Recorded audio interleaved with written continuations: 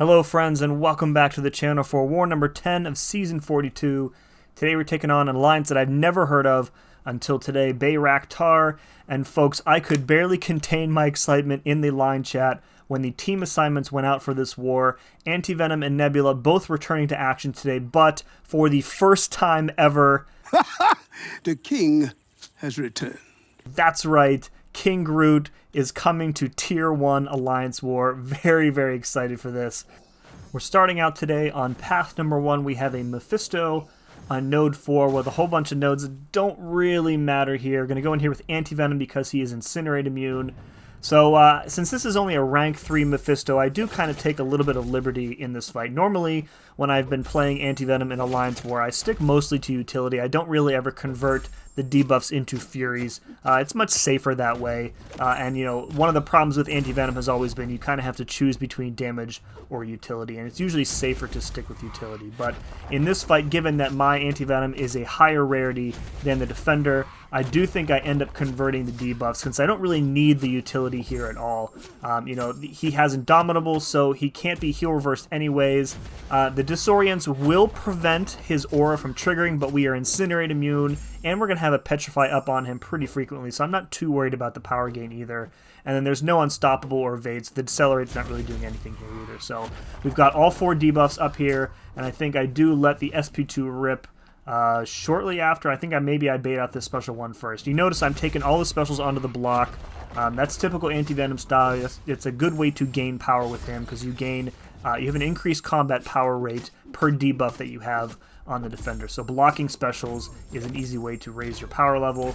And with that, you know, he heals up most of the damage anyways because of his signature ability.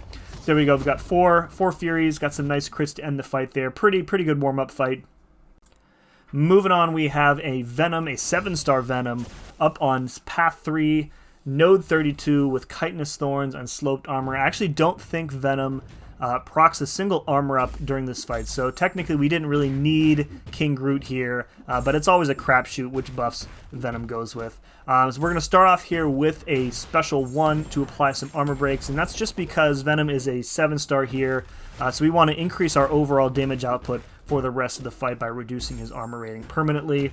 Other than that, you'll see here that I'm taking a lot of liberties with pushing him to his special 2 and just taking the special 2 on the block, and that's because King Groot's regen is just so stupidly powerful that I have no worries about healing up that block damage, and you'll see at the end of the fight we're actually going to finish this fight at a full yellow bar. So we let the SP2 rip there, take the SP2 on the block, and Dex out of the end of it. We've got a decent poison going, about 1200 damage per second, going to heavy there to refresh it, or to pause it rather, not refresh it. And then from here it's just kind of rinse and repeat. Go back to the special 2, apply a second poison. I'm not sure if I heavy him here and try and pause the poison again. I think I'm just kind of working within the flow of the fight here. We've got Furies up, hitting him with another special 2, another nice poison, that one doing about 1600 damage per second. Pausing that, taking another special 2 on the block there, and you can see we're at 88%, so we have a bit of healing to do before the end of the fight, but no worries, we'll get there before the end. I think I do attempt to slow down the fight a little bit here, because I can see that we are getting close to that yellow bar. We just end up finishing it. The Furies proc at the last second, and we special intercept with the special 2 to finish him off. Alright, next up we have a Omega Sentinel, a rank 5 Omega Sentinel on node 42. My Nebula is only rank 3, so I'm going to pop a combat regen boost here. Omega Sentinel, I think, has the highest or one of the highest attack ratings in the game. So taking a lot of blocked hits here like we're going to have to be doing with Nebula, that combat regen is just going to give us a little extra health at the start of the fight here. So the strategy here, any robot on this fight, the strategy is pretty much the same with Nebula. Get to 5 amp charges, do not parry, and then you're basically shutting off all of Omega Sentinel's abilities. So you can see that she's not able to generate the armor ups, which means that she can't glance. She's also not going to be able to trigger her auto block since she doesn't have any armor ups triggering either. And then if she does have an armor up sneak through by some miracle, if we lose the shocks or whatever, we are immune to shock from static defense, so no worries there. I did take a couple hits there, that sucked, but the regen on Nebula is really good. So we're going to try and parry here, throw the SP2 while she's stunned, and then 38 shocks are going to do a crap ton of damage. It was at 46,000 per second to finish her off. Alrighty, next up we have a Killmonger on node 46. I've sped this fight up a little bit. It's very straightforward, just a little lengthier here. I think that King Groot is one of the best overall Killmonger counters in the game, just because the armor breaks that he applies can be permanent, and thus will shut off reverb for the entirety of the fight. And if you happen to take any reverb damage before then, you can always just heal it back up when Malice is on cooldown. In terms of nodes here, there's no healing, so we don't have to worry about Reinvigorated or Indomitable. We are immune to Power Drain, so Burden of Might. We are never going to not have access to our special attacks when a buff expires. And then we do have to stick to the Special 1, because King Groot's Special 2 is energy damage, and we don't want to trigger the high energy diet node. So we're waiting for the Furies before we throw the SP1. That's what makes the armor break debuffs permanent rather than temporary. I throw this Special 1 into the air. I think I anticipated a dash in, and I got a little antsy there. So we took a couple hits there, no worries. I think we finished this fight at or close to a yellow bar.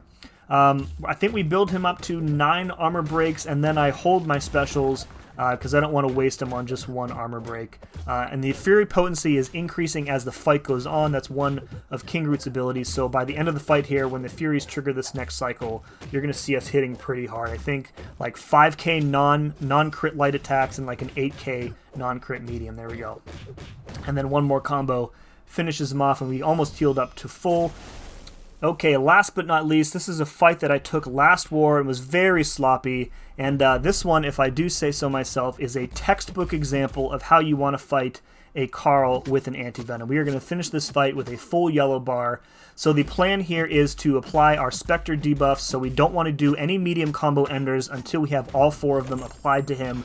And then we are never going to heavy him to knock him out of his form. We want him to trigger those regen passives when he's either switching forms or refining his current form. And the more damage we do, the more that regen is going to try and heal back, because it's based on his missing health. So the further we get into the fight, the more regen we're going to end up reversing here.